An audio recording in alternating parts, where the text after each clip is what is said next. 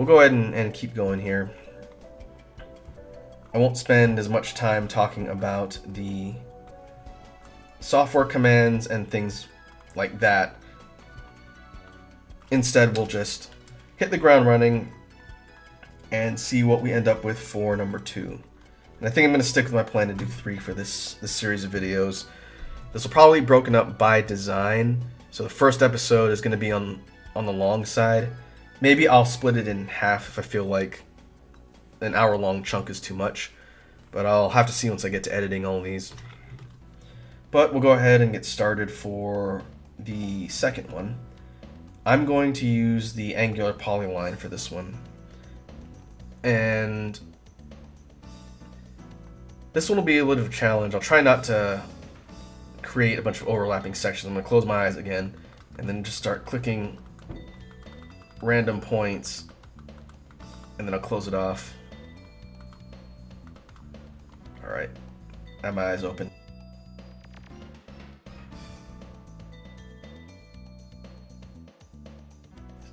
Sort of looks like someone took a bunch of cuts out of one of the United States.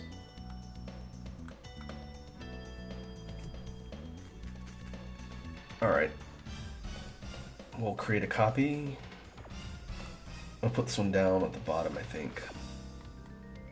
Well, first I'm going to scale it. We don't want to work on something quite this large. And then I'll put my copy down here. Save our file. And now we get to figure out how we're going to manipulate this one. And right away, nothing really jumps out at me as far as shapes within the shape. So what we'll do is we'll start creating some textured sections here and see what kind of ideas emerge as we go.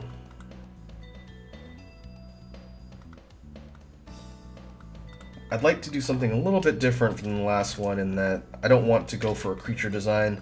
This one is probably going to be more of a geometric type design, but I haven't decided which major command I'm going to use yet. We'll continue to make some adjustments here, and then as we get different sections, I will figure out how I'm going to manipulate it with the transformation commands. And rather than narrate all of the just basic trimming and detailing stuff I'm doing here, I suppose it wouldn't be a bad time to do sort of a mini podcast, since I haven't really done a sort of state of affairs bit of discussion on any of my videos recently, just because they've been Let's Play. But while I'm experimenting around with different things here on the design, I guess I can talk a little bit about where things are as of the time of this recording to sort of cement it in time. And I don't know when I'm going to be uploading this on YouTube. It'll depend on how long it takes for me to edit everything. But as of right now, it's the beginning of September of 2020. And as most people are aware, or as everyone is aware right now, 2020 has been quite the wild ride as far as world and events in general. I live on the West Coast in the States, and right now, a lot of the West Coast is dealing with forest fires. And where I live is not usually affected by forest fires, but as a result of things going on a little bit closer to California, the smoke and stuff from the forest fires has been blowing outwards towards where I live. And as a result, the air quality has gotten very poor. It smells very smoky and it's hazy where I live, which doesn't normally happen. And I'm hoping it gets better soon, because even though we're locked down due to COVID, we can't leave our houses to do things. Being trapped with poor air quality is not good either. And hopefully it'll pass soon. The overall since I don't think I've ever talked about in any of my videos. The overall effect of the pandemic and all that, for me personally, has been somewhat mixed. I am able to keep working my day job from home, which is very nice. I can't imagine what it's like for people that lost employment as a result of the pandemic. But from what I've read online, it sounds like overall things are difficult all over the world, not just in the States. But for me personally, it hasn't been that bad. I am not really used to having a lot of things restricted as far as things I do on a day-to-day basis, but I'm also sort of a homebody, so not being able to go out and do things isn't a huge deal for me. But like as a lot of people are experiencing all over the world, it is sort of getting old, and I'm hoping things improve as we get ready to go into the later part of 2020 and into next year. There's a lot of stuff on the horizon, and hopefully all that shakes out all right for everybody.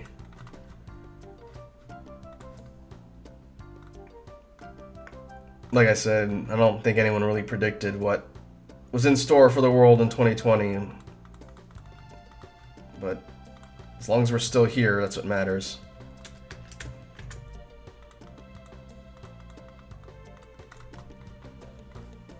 What I'm doing here, to go back to the design, I'm taking the original section we have here and I'm just sort of adding on random bits to see what sort of takes shape.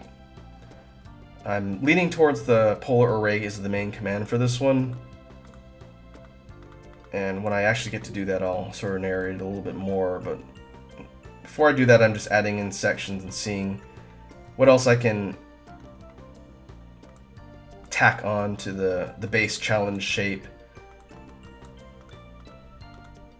to flesh it out a little. And sticking with the angular polyline, I think is going to be the way to go here. Again, this design is going to be more geometric. It's not going to be creature-based like the last one.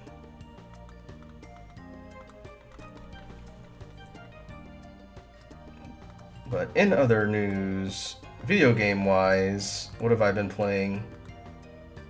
I need to go back and beat Doom Eternal. I'm pretty close to the end of that game. I haven't touched it for a little bit. But I was definitely enjoying my time with that one. After doing the short series of quick look videos on it, I ended up sinking many more hours into Doom Eternal. It's quite good, and apparently there's DLC coming out for it soon, which I need to keep on my radar. Let's see. Still playing a lot of Monster Hunter. The Monster Hunter content that I've been editing and putting on YouTube is gonna keep going for a little bit. It may date this recording depending on when I put it up, but we're in that playthrough on YouTube. I'm getting pretty close to the end of Iceborne's main story. What I plan on doing once we get to that point in the footage, after I beat the quote-unquote final boss for Iceborne's story, I'm probably going to take a little bit of a break from uploading Monster Hunter videos to look at some other things that I've been wanting to cover and talk about. There is some Them's Fightin' Herds stuff I want to do with the recent large tournament the devs held, and I think that'll give me some time to put some other stuff on the channel and then also edit the next major chunk of Iceborne videos for the post game. And depending on how long that takes, they'll come back at some point. I want the Monster Hunter content to be one of the constant things on my channel, since it's my favorite video game series, and generally I enjoy playing the game and talking about it. So Monster Hunter videos after the break will come back in some capacity, and then we'll continue going twice per week like they have up till now. I am still playing through the Guardian Legend Shadow of Naju, which is the main Let's Play currently going on the channel. think there's maybe 1 or 2 recording sessions left, and then I'll have beaten that game. I expect that one's probably going to be maybe 20-something episodes, maybe 30, depending how long it takes me to get to the end.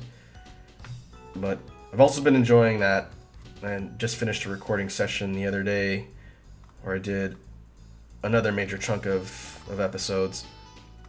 It's a very well-made fan game.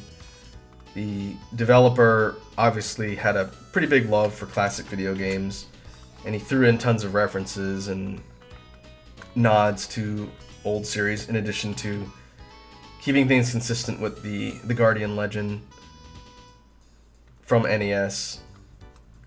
Like I've mentioned on that video series, if you've never played the original Guardian Legend on NES, and you can pick it up since I think it was released on Virtual Consoles and on one of the Nintendo platforms, I definitely recommend doing so. It's a game that I think is kind of underrated. I didn't play it till a few years ago to completion, and I really liked it. And the fan game is definitely more of that. So I would say if you're curious about some of the old classic library on NES, check out Guardian Legend.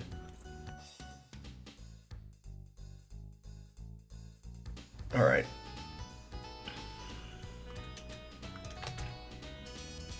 Let's do a quick check on our design here. The original reference challenge shape, I had it rotated, but I think I'm going to keep it the way it is. That way it's easier for me to compare later.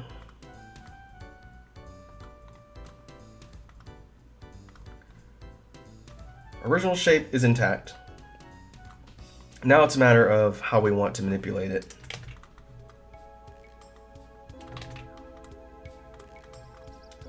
Let's move that out of the way.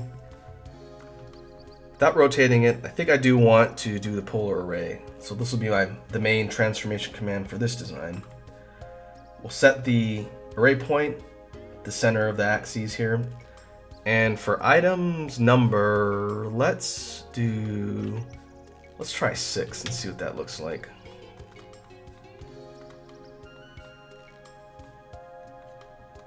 Six gives us this sort of snowflake-ish design. Looks like it could be kind of reminiscent of a fractal or something similar. But it also gives a pretty open section in the middle that we can sort of experiment with as well. And maybe I'll break from the angular sections and do some curves and polylines in the middle to give it some contrast. And that's not something I do terribly often. But this might sort of switch things up a little bit, and will probably yield some interesting results.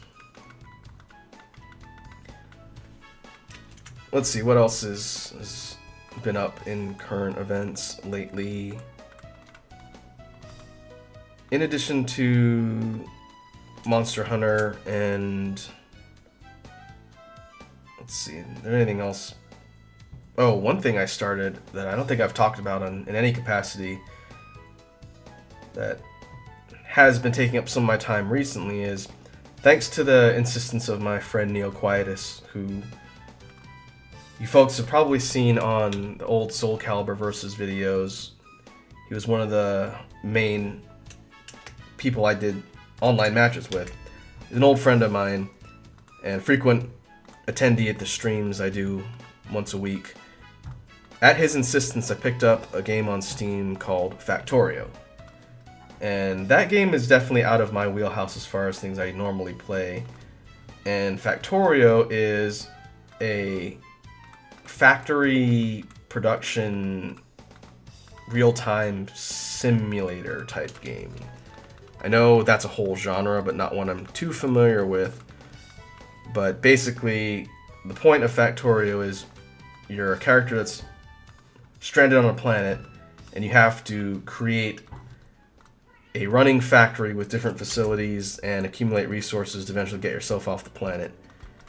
And a lot of the features involve researching technology and learning how to automate things as you fend off hostile local organisms that are trying to kill you. And overall, I wasn't sure if I was going to like the game, but he insisted I try it.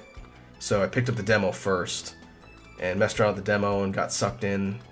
And then I bought the regular version, which just got out of, I believe, early access recently. It was in development for a long time, and I think most recently, it with its 1.0 launch, it was out of early access. And the timing just happened to coincide that happened when I decided to pick it up. But I have been sinking a lot of time into Factorio. It's the type of game that if you're... Well, let's see. That's not what I want. If you're a really meticulous person, or even prone to OCD, a game like that will devour your time, I think. I don't have actual diagnosed OCD, but I do tend to obsess over efficiency. And as a result, playing a game where the whole point is to maximize efficiency when you're creating these factories has definitely been one of the reasons why it's a time sink. But overall, I do like the game, and it does feature multiplayer. I thought about doing content for the channel for Factorio, but because it's so detail-based, I don't think it'd be very interesting to watch. It's interesting to play, but I don't think people would get much out of watching me play it. There are a bunch of people online who are well known in the community for that game, who do a lot of content and challenges and all that. I think they're interesting to watch. But as someone who's just learning the game, I think it would just be me tinkering around with robots and machines for hours on end. And I don't think I'd really have much meaningful commentary to add, which is why I haven't bothered doing like a Let's Play or quick look for it. But if that type of gameplay and genre sounds like it'd be up your alley, I would recommend and you have Steam, I would recommend downloading the beta or demo and seeing what you think. And then if you get sucked in, watch your free time evaporate into nothingness.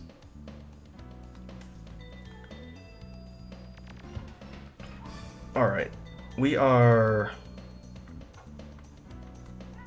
definitely looking at a more complicated geometric design with a few iterations. What I've done, in addition to copying the main challenge shape, which is up here,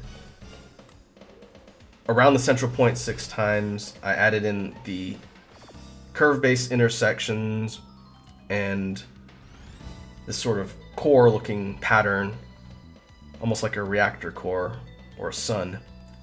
And as a result, the final shape here, assuming we don't do anything else, is this sharp edged star crystal thing. I don't think I want to go into any additional detail, otherwise this thing will get really busy. But now we can go to surface creation and color assignment. And I guess I can scale it down a little bit. It's not taking up quite as much space as the eel. And I don't know what I'm going to call these designs. I will figure that out once I'm actually editing these.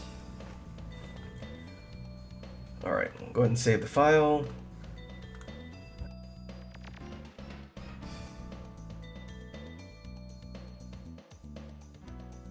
Now that we have our two-dimensional surfaces, we can go into color assignment. For the base color palette, let's see.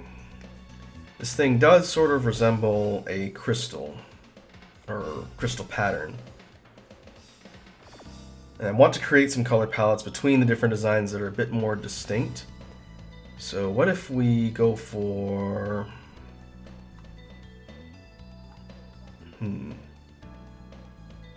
Could go for a mix of reds and grays, sort of like a volcanic crystal, like an obsidian pattern. Let's take the custom 4 material and darken it a few shades. Go for more of a burnt, almost maroon color. And then what we'll do is we'll keep the outside and then change the inner coloring to contrast and see how that looks. This might be a matter of experimenting with the rendered results to see if the color scheme looks good. Sort of a trial and error type approach. We zoom out to our render window.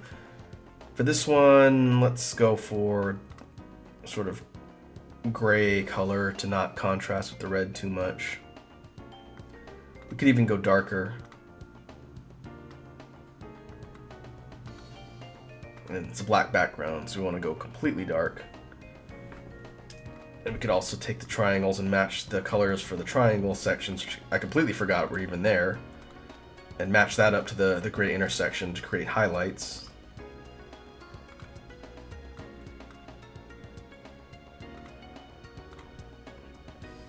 Alright.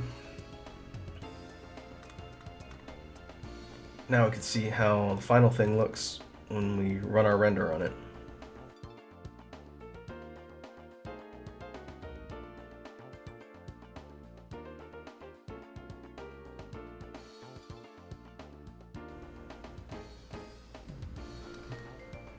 Okay. This thing definitely has sort of a different feel when assigning colors like this to it. It looks almost like something pressed out of metal. Let's see if we can zoom in a little bit here. I think I'm good with the color palette. The combination of colors seems like a pretty good fit and doesn't clash too much in my eyes. But this thing almost looks like a gear, like a mechanical gear for a machine instead of like a crystal or a snowflake type pattern. And I think part of that is driven by the colors, but also because while it's very angular and geometric on the outside, it's got these round curves on the inside which would look like the spokes or bearings on a gear. And it creates a whole bunch of optical illusions with the negative space too, with all these shapes. Overall, I think that'll work. I don't feel the need to go and change anything with the colors. So let's do our final design check and see if this one passes all of the tests for the original shape. Let's see if we can scale the original shape and get close to size for the section that we used.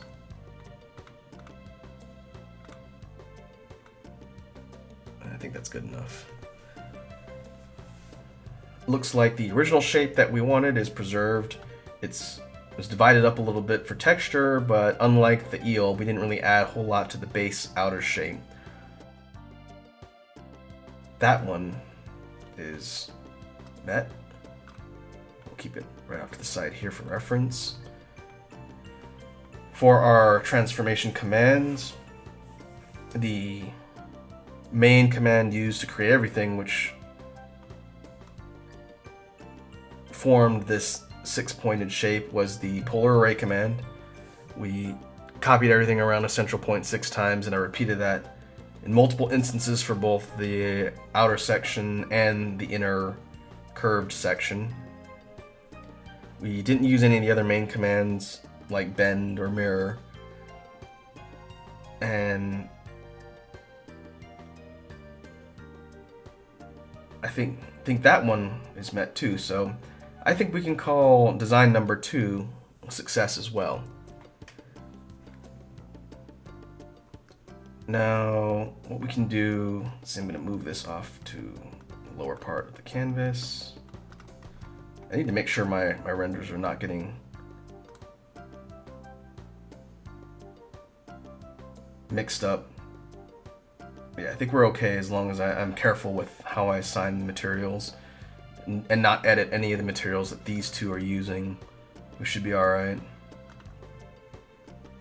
But we'll go ahead and save.